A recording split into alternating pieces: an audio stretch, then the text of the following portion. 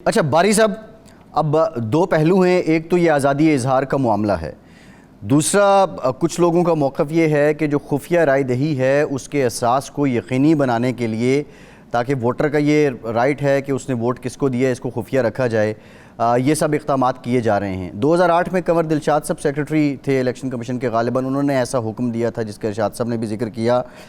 आप समझते हैं ये मौक़िफ़ ठीक है कि खुफिया राय दही, या मकासद कुछ और हैं? देखिए, पहली बात तो ये है कि 2008 में भी ओपिनियन पोल हुए थे। गैलप ने किया, बहुत सारे और लोगों ने किया, हमने खुद भी किया था। दूसरी बात ये कि जो सीक्रेसी ऑफ बैलेट है, जो टर्म यूज होती है वो सीक्रेसी ऑफ बैलेट है, और जो ओपिनियन देना है वो बिल्कुल दूसरी बात है। उसका कोई तल्लक नहीं है कि बैलेट के साथ। तो इसलिए इन दोनों चीज़ों को, मेरा अपना ख्याल है, कंफ्यूज करने की ज़रूरत नहीं है हरगज़। क्योंकि आज मेरी ओपिनियन है, क्योंकि ये बहुत ज़रूरी है कि देखा जाए अमेरिका में या बहुत सारे और ममालिक में जो जमहूरी मुल्क हैं, वहाँ पर इतनी जल्दी ओपिनियन लोग अपनी चेंज नहीं करते। ना ही पाकिस्तान में कोई ऐसा मामला है।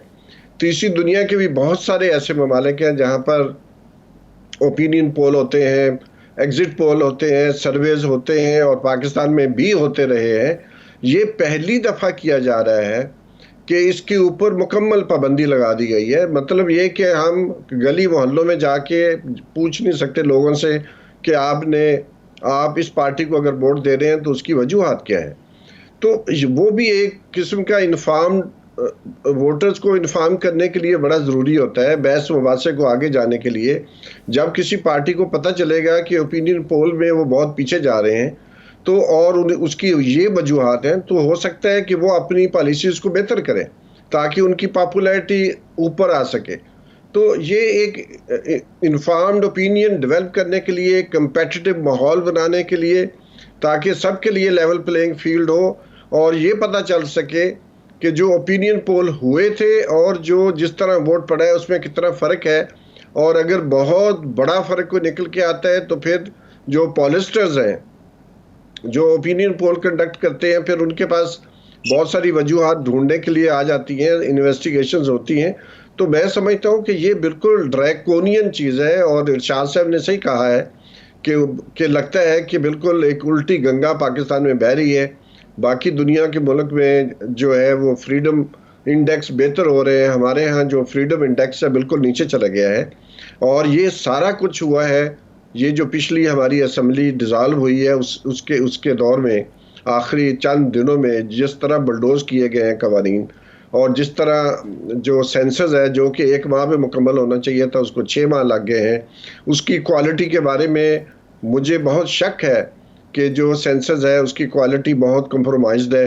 12-15% जगहों पर लोगों ने कहा है कि जो सेंसस वाले न्यूमरेटर्स आए थे उन्होंने अब टैब नहीं इस्तेमाल की, यानी कि उन्होंने जियो टैगिंग है, जियो सिस्टम उनको बना के दिया गया था मिनिस्ट्री ने, उन्होंने इस्तेमाल ही नहीं किया। तो बहुत सारी शिकायत है, एक्सप्रेस ट्रिब्यून ने बहुत बड़ी रिपोर्ट लिखी है इसके ऊपर। तो मैं समझता हूँ कि बहुत सारी चीज़ें हैं जिनको छुपाने के लिए कोशिश की जा रही है कि ये चीज़ें सामने ना आए, मीडिया में ना छपे, ताकि वो अपनी मनमानी करके अपनी मनपसंद पार्टी को वो इलेक्शन जितवा सके। अच्छा बारी साहब जी, इरशाद साहब जी जी साहब, ये जो सूरत हाल है अमेरिका का और यूके का तो सबको पता है, और कहाँ कहाँ ये अलाउड है ओपिनियन पोल, सर्वेज, एंट्री पोल, एग्जिट। क्या इंडिया में भी ये इजाजत है या वहाँ किसी किस्म की कोई पाबंदी आयद की जाती है ज़ाब्ता अखलाक के नाम पे? ज़ाब्ता अखलाक के नाम पर पाबंदी तो लग ही नहीं सकती। इंडिया में मैं खुद 2004 में उनके इलेक्शंस देखने गया था, और मुझे याद है इंडिया में बहुत सारे एक बड़ी मीटिंग हुई थी, उसमें मैं भी शरीक हुआ था, एनजीओज़ की, थिंक टैंक्स की, कि कौन पार्टी लीड कर रही है। तो मुझे याद है कि वहाँ लोगों ने अपनी जो ओपिनियन पोल उन्होंने किए थे उन्होंने शेयर किए थे। तो उससे मेरा इंडिया में कोई पाबंदी नहीं है, बांग्लादेश में कोई पाबंदी नहीं है। दुनिया के ज़्यादातर ममालिक, फिलिपीन है, ब्राज़ील में अभी इलेक्शन हुए उनका था, टर्की है, बहुत सारे ममालिक हैं, मेरा ख्याल बहुत गिनती के चंद ममालिक होंगे, चंद ममालिक जहां पर ये इस किस्म की पाबंदी है, और यकीनन वहां उसी तरह की हुकूमत होगी जिस तरह की आजकल पाकिस्तान में है। जी अच्छा, बारी साहब ये बताइएगा कि अब जो हल्का बंदियों का मामला है, आपने एक बात मरदमशुमारी से मुतालिक की, इस पर तो जो पॉलिटिकल स्टेक होल्डर्स हैं, MQM की हम बात कर लें तो वो भी मुतमईन दिखाई नहीं देते हैं।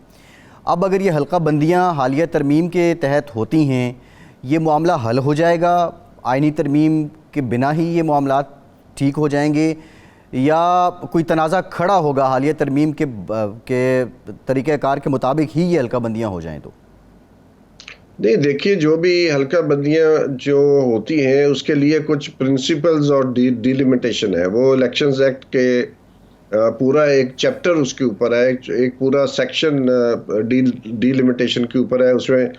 उसमें ये भी है कि जो एडमिनिस्ट्रेटिव यूनिट्स हैं उनको क्रॉस नहीं किया जाएगा। तो ये अगर कराची में 2 से 3 लग रहा है कि 2 से 3 नई नशिस्तें कराची को मिलेंगी, और इसी तरह कुछ डिस्ट्रिक्ट में जिनका आपने जिक्र किया है वहाँ पर वो कम हो सकती हैं। इसी तरह राजनपुर और भक्कर में सीटें बढ़ सकती हैं, मुल्तान और रावलपिंडी में कम हो सकती हैं।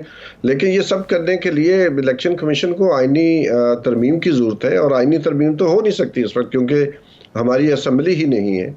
और दूसरा ये कि जब सूबों के अंदर वही तनासब है जो पहले वाला था, और तो वहाँ पर नहीं हुआ, तो फिर डिस्ट्रिक्ट्स में करने की कोई वजह नज़र नहीं आती कि नई डिलिमिटेशन की जाए, सिवाय इसके कि नई डिलिमिटेशन के चक्कर में हम इलेक्शंस को मज़ीद आके लेके जाना चाहते हैं। और बहुत सारे शवाहद अगर आप उनको मिलकर देखें, जैसे आखिरी दिनों में जो लेजिस्लेशन करने की कोशिश की गई है उसमें कुछ तो नाकामी हुई और कुछ उन्होंने पास कर लिए, तो उससे साफ नज़र आता है लास्ट मिनट पे जो CCI की मीटिंग की गई है जिसमें 2 चीफ मिनिस्टर जो हैं उनकी तो लेजिटिमेसी कोई नहीं, उनकी कानूनी और आइनी हैसियत ही ख़त्म हो चुकी है।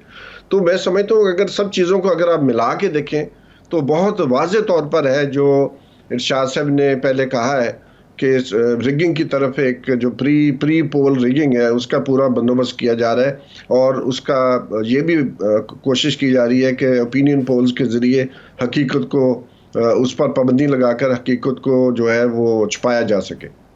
जी इरशाद साहब।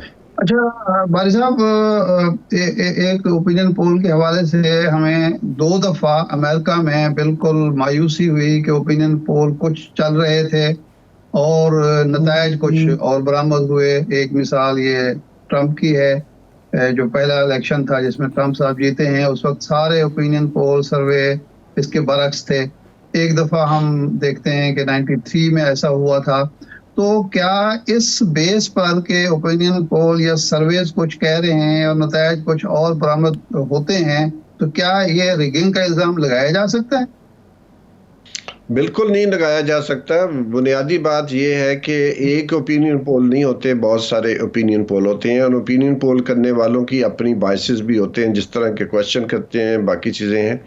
लेकिन कभी किसी ने ये नहीं कहा, क्योंकि इन ममालिक में जो क्रेडिबिलिटी ऑफ इलेक्शंस हमारी तरह नहीं है, वहाँ पर एक क्रेडिबल इलेक्शंस है। वैसे हमने अभी जब जुलाई 2022 में पंजाब के बाई इलेक्शन हुए तो हमने ओपिनियन पोल किया था, और हमने एक दिन पहले रिलीज़ किया था। डॉन ने अपने सिटी पेज के फ्रंट पेज पे उसको छापा था। हमने कहा था 47% PTI को वोट पड़ेंगे और बाकी जो कैंडिडेट्स हैं उनको 30% के लगभग वोट पड़ेंगे, और इलेक्शन वाले दिन जो रिज़ल्ट आए वो एग्जैक्टली वही थे। इसी तरह हमने 2002 के इंतखाबात का एग्जिट पोल किया था, और एग्जैक्टली वो भी अखबारात में छपा था हमने जो निकाली थी कि 25-26% पीपल्स पार्टी को वोट पड़ेंगे और 25% जो है वो PMLQ को पड़ेंगे। लेकिन मसला ये है कि जो अमेरिका है वो first pass the post system है हमारी तरह, लेकिन वो प्रेसिडेंशियल सिस्टम है। वहाँ पर इस तरह की चीज़ें हो सकती हैं, लेकिन उसकी बेस पे कहना कि कोई उनकी मेथोडोलॉजी में कुछ प्रॉब्लम हो सकता है, मेथोडोलॉजी की जो उसकी प्री टेस्टिंग में कुछ गड़बड़ हो सकती है, लेकिन हमेशा जो अगर आप देखें, अगर आप 100 ओपिनियन पोल्स को या एग्जिट पोल को निकालें तो वो 99% ऐसे ओपिनियन पोल या एग्जिट पोल होंगे जो बिल्कुल हकीकत के बहुत करीब होते हैं। जी, अच्छा, और बारी उसमें साहब, एक मार्जिन ऑफ एरर भी होता है 3% या 5%। जी, और उस मार्जिन के अंदर अगर कोई शिफ्ट है तो वो जाहिर है वो एक्सेप्टेबल होती है। जैसे अर्दगॉन साहब जो है, वो फर्स्ट जो राउंड हुआ उसमें सिर्फ उनको 0.50% और वोट चाहिए थे जीतने के लिए, लेकिन और वो 1% से भी कम था। तो इतना डिफरेंस तो आ ही सकता है। ब्राजील के इंतखाबात में भी जो है डिफरेंस जो है जो विनर है और लेकिन जो सवाल रनर मेरा अप बारी है। साहब ये है, आपने कहा कि ओपिनियन लेने वाले भी बाइस्ड हो सकते हैं। मेथडोलॉजी की बात करें, तो सैम्पलिंग पे बहुत एतराज़ होता है कि 2000 या 4000 लोगों की राय लेके और जो नुमाइंदगी है 10-12 करोड़ की वो कर दी जाती है। फिर रीजन के हवाले से भी बहुत सी बातें होती हैं। अगर ये फैक्टर्स हैं तो आप नहीं समझते कि जो ओपिनियन लेने वाले इदारे हैं वो कहीं ना कहीं किसी न किसी जमाती के पॉलिटिकल एजेंडा या पॉलिटिकल नैरेटिव का पार्ट बन जाते हैं सपोर्ट में? नहीं, देखिए, जो एक ओपिनियन पोल तो नहीं हो रहा होगा, बहुत सारे ओपिनियन पोल हो रहे होते हैं। और कहीं भी नहीं ऐसा कि अमेरिका में कोई एक ग्रुप है जो सिर्फ ओपिनियन पोल करता है। गैलप भी है, मुख्तलिफ अखबारात भी करवाते हैं, मुख्तलिफ थिंक टैंक्स भी करवाते हैं, पार्टियां खुद भी करवाती हैं। और इसी तरह आपने अगर देखना है, ओवरऑल देखना है, तो you can compare one opinion poll with the rest of the opinion polls. तो अगर कोई बीच में एवरेज निकाल के आप देखें तो आपको समझ आ जाएगी कि कहीं ना कहीं या तो सवाल इस तरह पूछा गया है या उसकी एडमिनिस्ट्रेशन में मसला कुछ हुआ है।